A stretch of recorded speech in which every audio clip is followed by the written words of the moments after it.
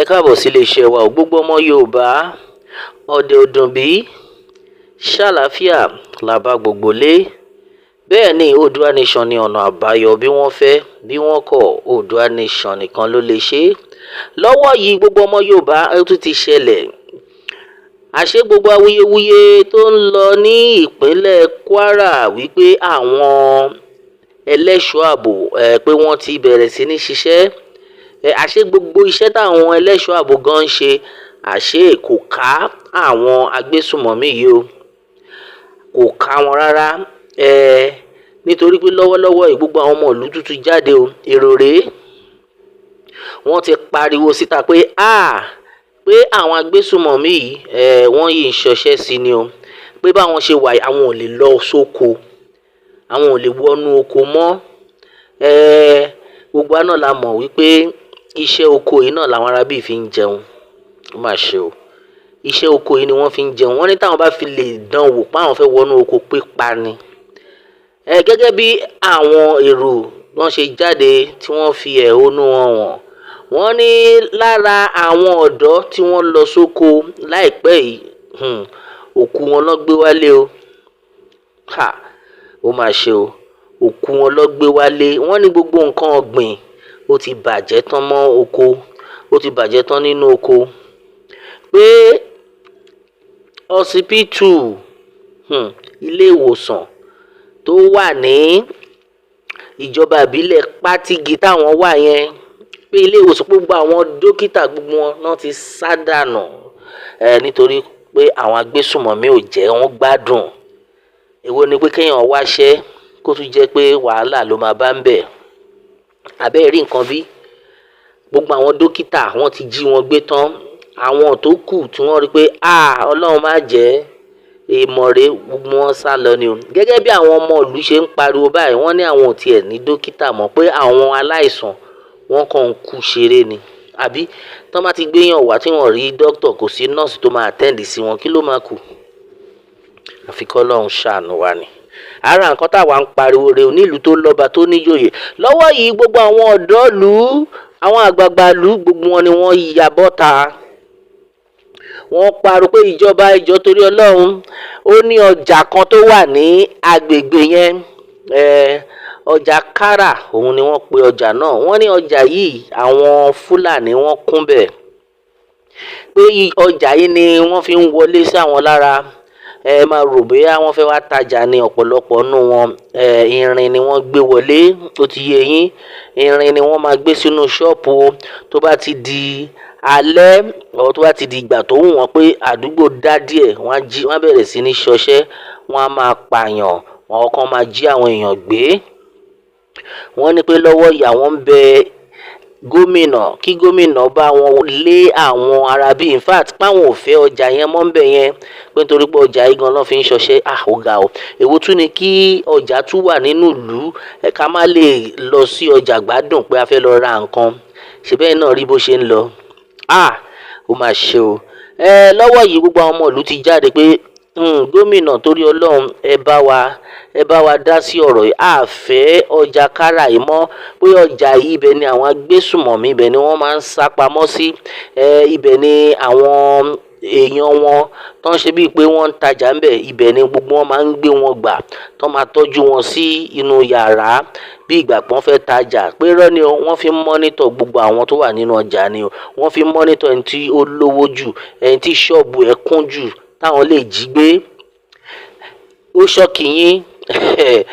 Àfi kí Elédùmarè ṣàánú wa ni. Gẹ́gẹ́ bí ìròyìn náà ti ṣe lọ, èdè Gẹ̀ẹ́sì ni wọ́n fi kọ. In fact, the way tí wọ́n ti fi kọ igan, ó máa yí ẹ̀yin náà yàtọ̀.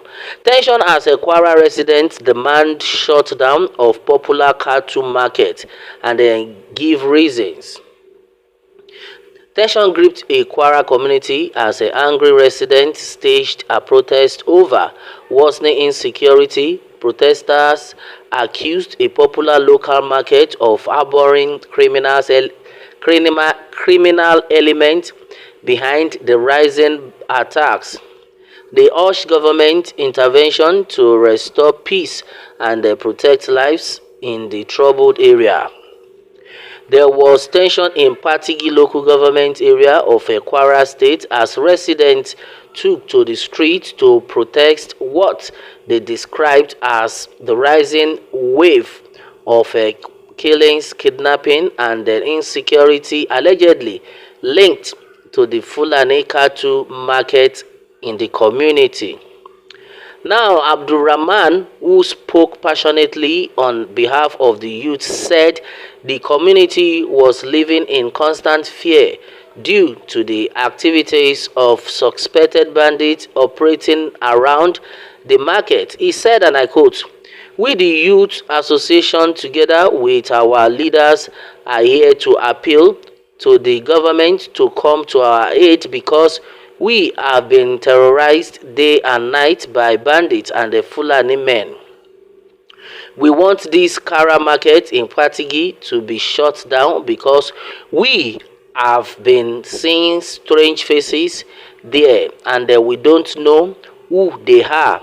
Even at night, we can't come outside. The general hospital in Patigi has been deserted because doctors have run away due to kidnapping and spying. We no longer have doctors in the hospital and the patients are dying. Our lives are not safe.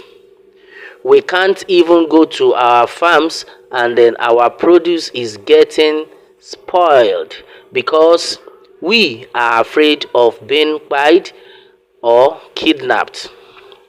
Please, we need help from the government, traditional rulers, the local chairman, and the governor. We are dying here. If anyone tells you we are safe in Patigi, it is a lie. Governor Abdulrahman Abdulrazak, please come to our aid." And then to Senator Sadiq, who went to the chamber and said, "We are safe here in Patigi, it's a lie. They are buying us day and night. There is no single day that we don't receive news of someone being spied or kidnapped. Please come to our aid." Kwara community leaders cry out. Another community leader who spoke in Yoruba during the protest also expressed fear and frustration over the worsening security situation. He said, "We thank our youth for standing up today. They are buying us because of the Kara market in Patigi and we don't want that market anymore. We also don't want the Bororos here again because doctors and bankers have left due to buying and kidnapping. We don't have anyone to treat us and most of the schools have closed down. We are pleading with our king, our governor, and the government to come to our rescue. We have stopped going to our farms and our produce is getting spoiled. Please, we need help urgently." The protests, which attracted a large number of residents, has further heightened tensions in the community.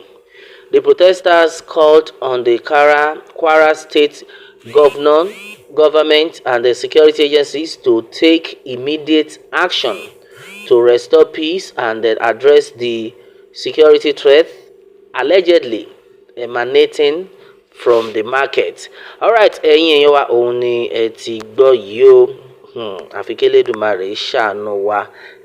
Kéèyàn má lè jókòó gbádùn, ká dúró ká má lè dá dúró, ká bẹ̀rẹ̀ ká má lè bẹ̀rẹ̀ gbádùn. Eléyìí ó ní agbára.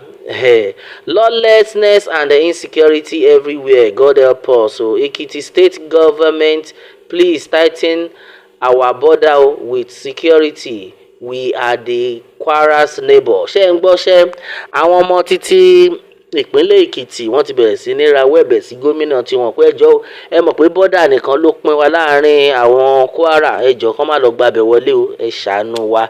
Ẹ rí nǹkan bí àfi k'Elédùmarè máa gbà wá ní. Oòduà nation ní ọ̀nà àbáyọ, bẹ́ẹ̀ ni bí wọ́n fẹ́ bí wọ́n kọ̀, Oòduà nation ló lè ṣe. Ní rí jù báyìí lẹ́yìn èèyàn wa lórí eléyìí o. A ó máa bẹ ọ̀bẹ níbẹ̀ iṣu àtẹ́lẹsẹ̀ abẹ̀nàwò. Ẹni tó bá lámábọ̀ là ní dé bá. K'Elédùà kó bùkún fún orílẹ̀-èdè Yorùbá. Ó dàbọ̀.